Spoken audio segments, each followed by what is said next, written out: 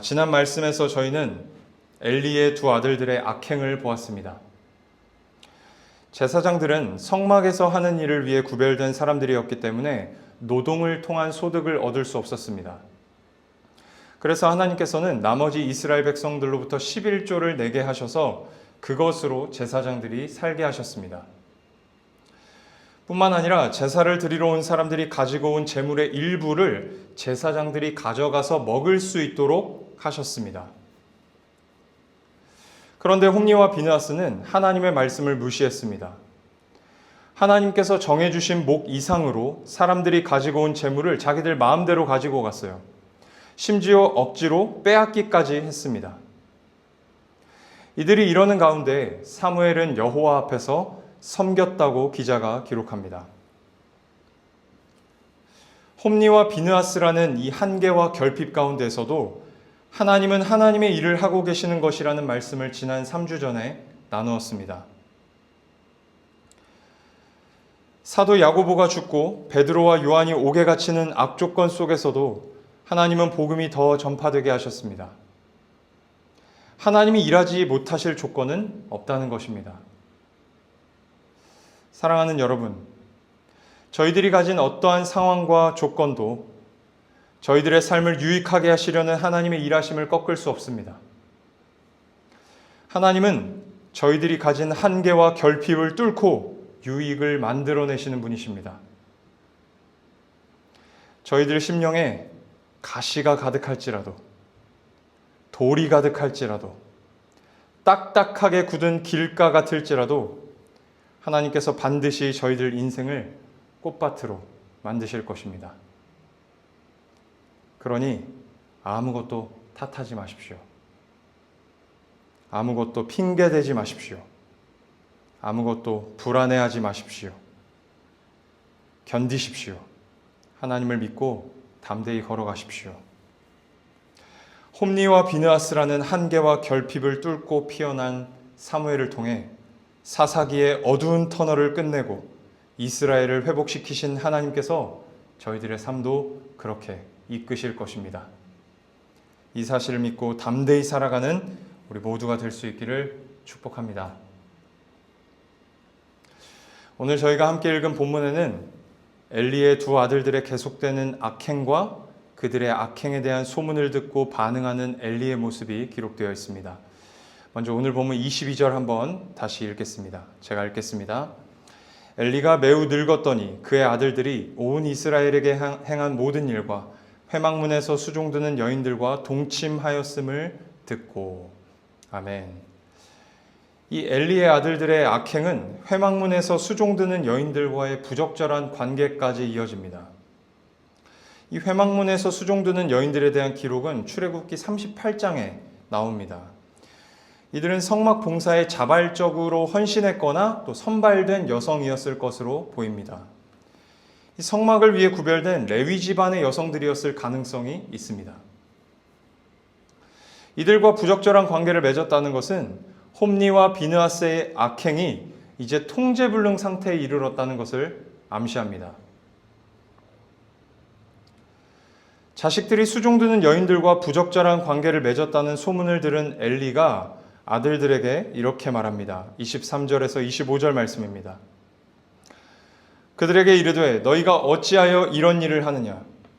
내가 너희의 악행을 이 모든 백성에게서 듣노라. 내 아들들아 그리하지 말라. 내게 들리는 소문이 좋지 아니하니라. 너희가 여호와의 백성으로 범죄하게 하는도다. 사람이 사람에게 범죄하면 하나님이 심판하시려니와 만일 사람이 여호와께 범죄하면 누가 그를 위하여 간구하겠느냐 하되 그들이 자기 아버지의 말을 듣지 아니하였으니 이는 여호와께서 그들을 죽이기로 뜻하셨음이더라.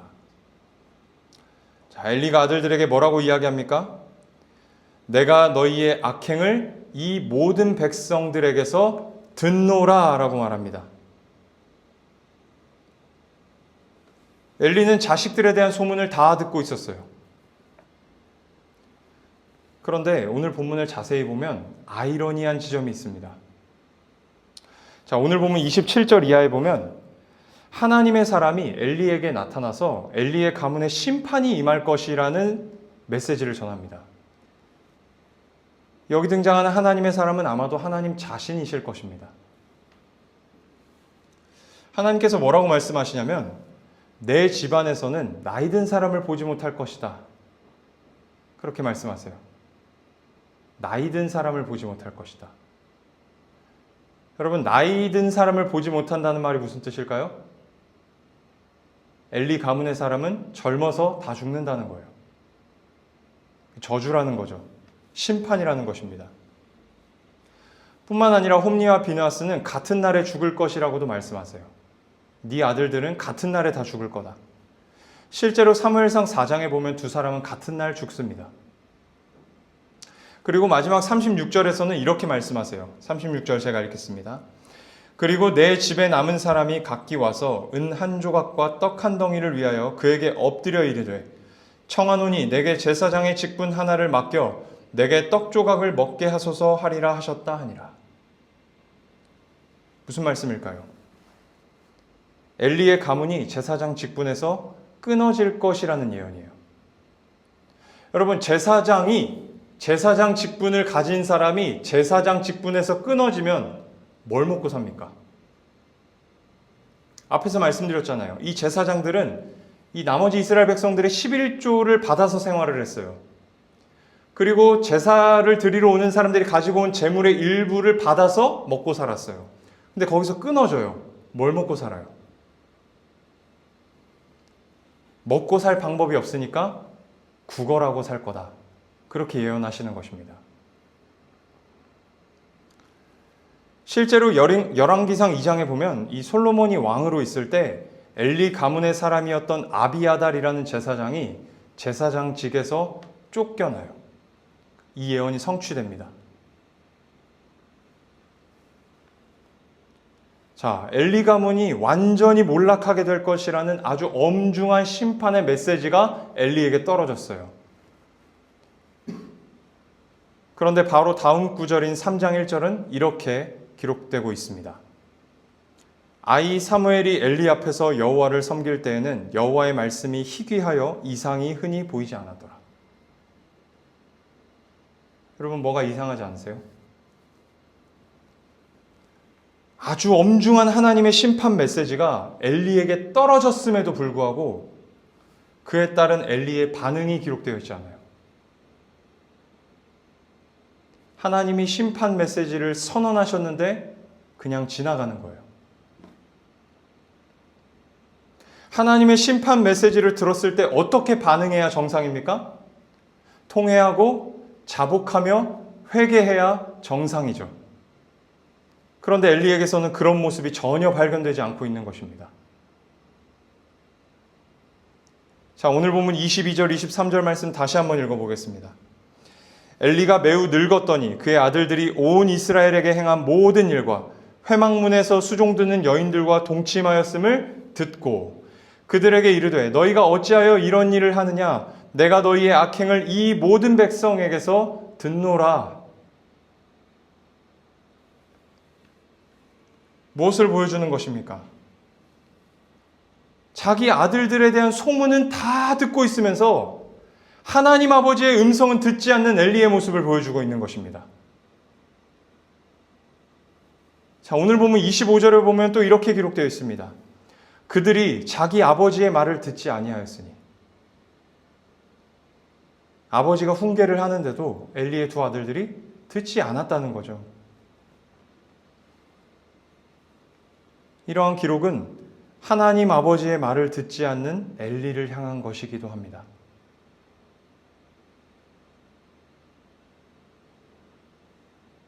사랑하는 여러분, 오늘날 신자들 가운데에도 이런 사람들이 많이 있습니다.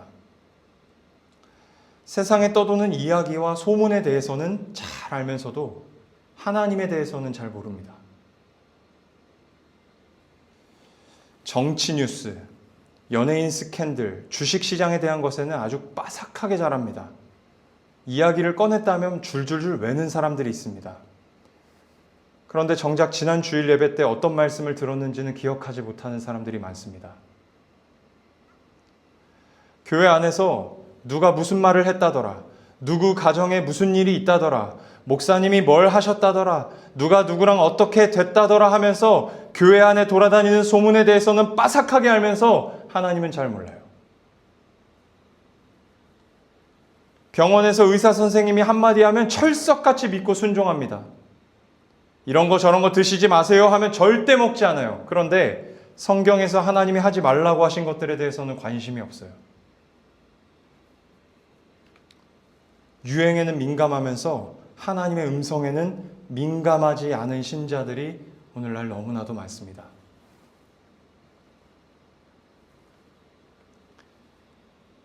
신자는 유행에 민감하면 안 되고 사회가 어떻게 돌아가는지 관심 갖지 말고 오직 성경만 읽자, 그런 이야기를 하는 것이 아닙니다.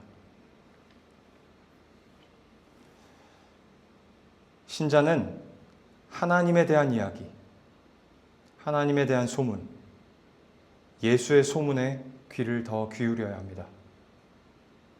예수님이 어떤 분이신지, 예수님이 어떤 일을 하시는지를 잘 듣고 알아야 합니다. 그러기 위해서 말씀을 읽고 묵상하는 일에 힘써야 합니다. 오늘 본문에 나타난 엘리의 모습이 저희들에게도 있지 않은지 점검해 봅시다. 세상에 떠도는 소문에 대해서는 귀가 열려 있으면서도 하나님에 대해서는 귀를 닫고 있는 것은 아닌지 생각해 보실 수 있기를 축복합니다. 자기 자녀들의 소문에 대해서는 귀를 열고 있으면서도 하나님의 음성에는 귀를 닫고 있는 엘리에게 하나님께서 이렇게 말씀하세요. 오늘 본문 30절입니다. 그러므로 이스라엘의 하나님 나 여호와가 말하노라. 내가 전에 내 집과 내 조상의 집이 내 앞에 영원히 행하리라 하였으나 이제 나 여호와가 말하노니 결단코 그렇게 하지 아니하리라. 나를 존중히 여기는 자를 내가 존중히 여기고 나를 멸시하는 자를 내가 경멸하리라. 아멘. 하나님의 말씀에 귀를 기울이지 않은 엘리에게 네가 나를 존중히 여기지 않았다라고 하시면서 꾸짖고 계시는 장면이에요. 사랑하는 여러분, 신자는 하나님을 존중히 여겨야 합니다. 하나님을 어떻게 존중히 여길 수 있을까요? 하나님의 말씀을 잘 듣는 것입니다. 하나님의 음성에 귀를 기울이는 것입니다. 요한복음 12장 49절 50절에 예수님께서 이렇게 말씀하세요. 내가 내 자의로 말한 것이 아니오 나를 보내신 아버지께서 내가 말할 것과 이를 것을 친히 명령하여 주셨으니 나는 그의 명령이 영생인 줄 아노라. 그러므로 내가 이르는 것은 내 아버지께서 내게 말씀하신 그대로니라 하시니라. 예수님께서 하신 모든 말과 행동은 자기 뜻대로 하신 것이 아니라 하나님 아버지께로부터 받은 것이라고 말씀하시는 장면이에요. 예수님께서는 하나님 아버지의 음성에 항상 귀를 기울이셨어요. 복음서 기자들은 예수님께서 자주 한적한 곳에 가셔서 기도하셨다고 기록합니다. 왜 한적한 곳에 가셔서 기도하셨을까요? 하나님의 음성을 들으시기 위함이셨겠죠. 지난주일 말씀에서도 나누었지만 이 십자가 사역을 앞두신 예수님께서는 깊은 고뇌에 빠지셨습니다. 깊은 고뇌 속에 이렇게 기도하셨습니다. 누가복음 22장 42절 말씀입니다. 이르시되 아버지여 만일 아버지의 뜻이거든 이 잔을 내게서 옮기시옵소서. 그러나 내 원대로 마시옵고 아버지의 원대로 되기를 원하나이다 하시니. 아멘. 적어도 이 순간에서만큼은 예수님도 십자가를 지고 싶지 않으셨어요. 십자가에서 겪으셔야 할 육체적 고통이 너무 무서우셨던 것이 아닙니다. 십자가에서 겪으셔야 할 육체적 고통이 무서우셨던 것이 아니에요. 십자가 위에서 죄인들의 죄를 짊어지심으로 겪으셨어야 할 하나님 아버지의 버리심, 하나님 아버지와의 결별, 영원전부터 단 한 번도 끊어진 적 없었던 그 하나님과의 교제가 죄인들의 죄를 짊어지심으로 말미암아 끊어져야 한다는 것을 아셨기 때문에 싫으셨던 거예요. 그게 싫으셨던 거예요. 그래서 적어도 이 순간에서의 예수님의 뜻은, 원함은 십자가를 지지 않는 거였어요.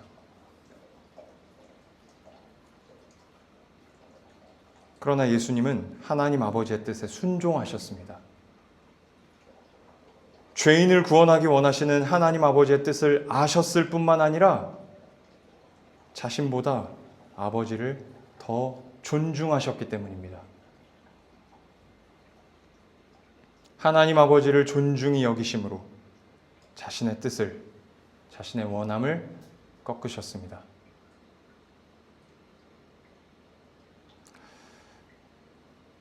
사랑하는 여러분,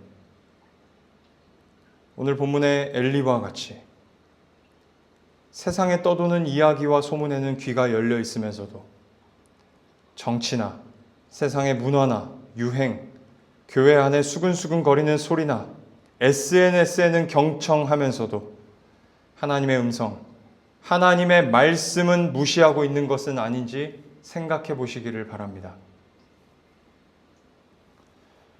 하나님의 말씀을 경청하십시오. 우리의 구주 되신 예수께서 하나님 아버지를 존중히 여기셨던 것처럼 하나님을 존중히 여기십시오. 주께서 말씀하십니다. 나를 존중히 여기는 자를 내가 존중히 여기고 나를 멸시하는 자를 내가 경멸하리라. 하나님을 존중히 여겨 내 뜻과 원함까지도 꺾을 수 있는 실력 있는 신자로, 자랑스러운 주의 백성으로 다 성장하실 수 있기를 주님의 이름으로 축복합니다. 기도하겠습니다.